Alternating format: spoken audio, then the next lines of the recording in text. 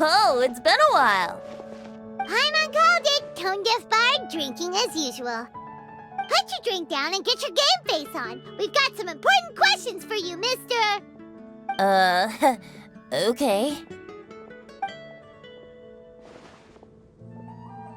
So, what do you make of it? Aren't you forgetting something? It's the Windblume Festival right now. You can't just go around asking people for help so blatantly. Ugh. Well, if you won't tell us the answer, could you at least tell us if this thing's worth a shot? Sounds to me like you want a hint or two. A fine answer.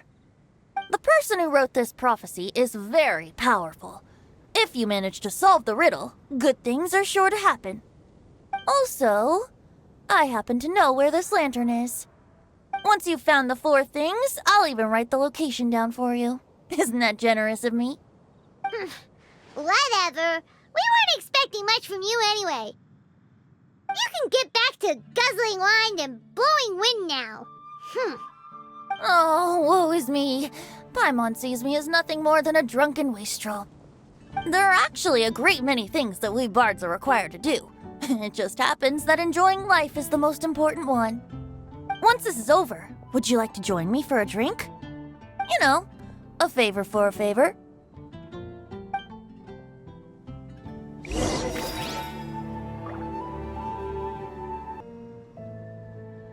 Or, given the way that you're staring at me, perhaps you'd like to get me that drink now? I, of course, would be most amenable to that. But I believe you have friends waiting for you. Don't worry, there'll be plenty of time during the festival.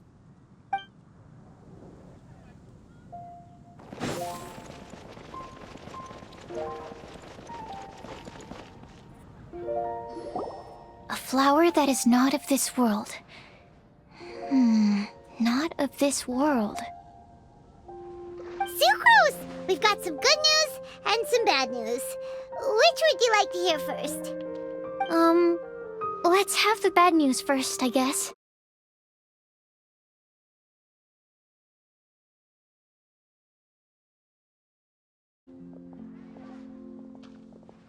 Oh, all right then. Basically, we went to Windrise to divine the breeze.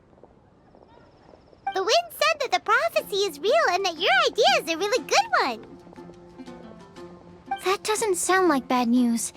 So what's the real bad news then?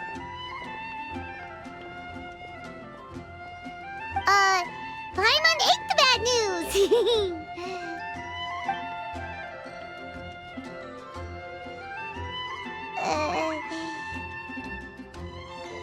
Blame Sino. If it's not funny, then it's his fault. It's fine. Well, that puts my mind at rest. Now, back to the other issue I've been mulling over. I was thinking about the flower that is not of this world. It could mean a human-cultivated variety that doesn't occur in nature. But that's basically claiming that it doesn't come from this world in the first place, when actually it's just a variant of an existing breed. So, the initial question is, can the flower's origins be traced back to a natural organism? If so, it cannot be correctly described as not of this world. But then, supposing we identified something outside of that category, whose job would it be to decide whether it belongs in this world or not? Then the question becomes, do of this world and from this world mean the same thing? Or is it deeper than that? Whoa, slow down! Paimon's head is already starting to spin. Okay, I did have one other line of thought as well. What about a flower created using alchemy? Would that be not of this world? Albedo may know the answer, but asking him right away would be like asking the teacher for the answers to your exam paper. It would render our search for the truth meaningless. I'd rather try and figure this out for myself. Could it be the Windblume?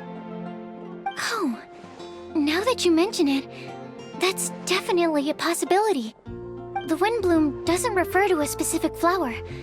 Everyone defines what it means for themselves. In which case, the Windblume doesn't exist in reality. This does seem like a promising direction. I've made a note. Okay, I better go read up on this. Yay! Paimon was actually useful this time! Guess we have that sweet madame to thank, huh? I'll need some time to prepare. Could we meet up here in, say, 2 days' time? Sure thing! In the meantime, we'll also think about the other 3 riddles in the prophecy. But, since we're really going for this now, shouldn't we say something to Kale about it? I originally wanted to leave it as a surprise for her, and I also didn't want to get her hopes up over nothing. But you're right, Paimon. I'll need to be careful how I word it.